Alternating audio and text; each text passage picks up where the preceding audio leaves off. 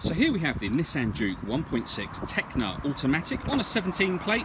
I'm going to start off by showing you around the outside of the car, and then we'll hop in and run through some controls on the inside. But from the outside you can see it's a 5-door car with alloy wheels and tinted windows. Let's start off inside the boot and then work our way around the rest of the car from there. To the back of the car, you'll see there's no reversing sensors. That's because this car's got a 360 parking camera, which I'll show you when we're inside the car.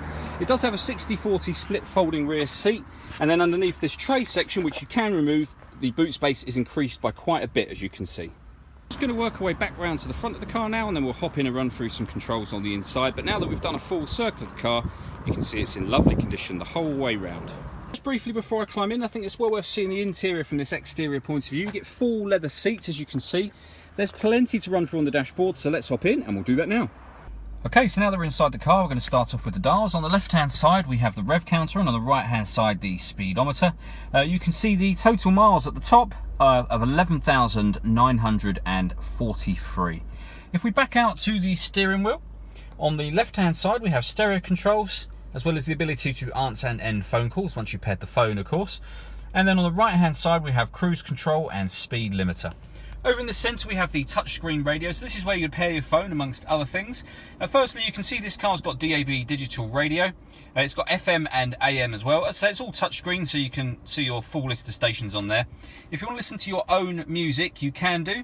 We've got the CD player just there, as well as auxiliary and USB inputs. And then on top of that, you can stream music wirelessly via Bluetooth audio as well once you pair up your phone. This car's also got satellite navigation. There's a full video showing that working on our website and on our Facebook page, which is well worth checking out. And to top it all off, it has a 360 parking camera. If I pop the car in reverse, you can see the reverse camera and a bird's eye view camera image as well. And it goes a couple of steps further than that. If I press the camera button, we have a front-facing camera and the bird's eye view, or a front-facing camera and the front passenger side wheel. So with all of those cameras, it does make it incredibly easy to park this car. Next, we've got the climate control. You can adjust the temperature with that disc and then the fan here. Once you're happy with that, you can determine where within the car you'd like the air to blow.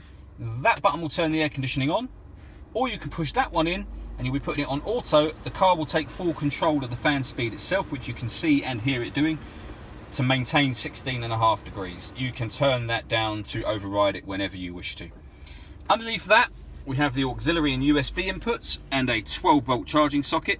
This screen doubles up as not only the climate control, but driver modes menu as well. So at the moment the car is set up to normal. We can put it in sport or in eco, and it will change the engine, the gearbox, the steering and the climate control depending on what setting you put it on here. We then have the fully automatic gearbox, and underneath the central armrest, a driver and passenger heated seat. All that leaves me to say is thank you for taking the time to watch this video. If you'd like to come and see the car in person and have a test drive, please feel free to call any of our MJA sites. We'd love to hear from you soon.